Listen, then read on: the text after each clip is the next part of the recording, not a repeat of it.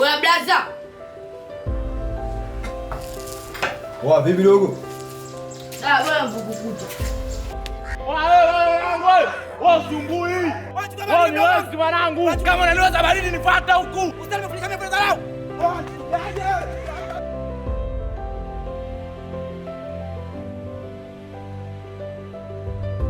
Nimemsonya kidogo.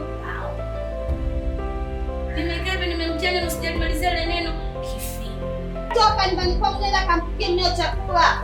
Sasa mdogo, nimekwambia toka nenda nyumbani kwako kampikie mmeo chakula. Toka. Unanipa madogo. Toka pale nyumbani kwako.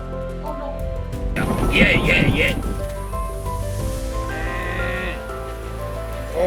Nimejaribu sana kuzuia ujio wako lakini nimeshindwa.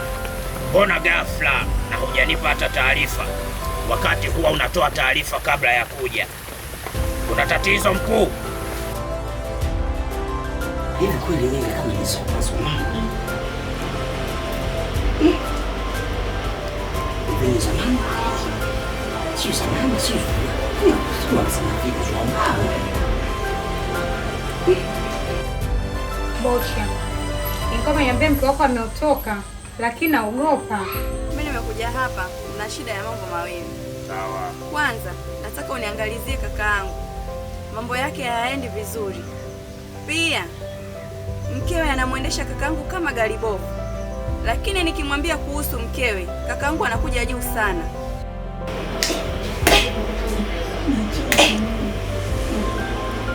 Anaona wengi.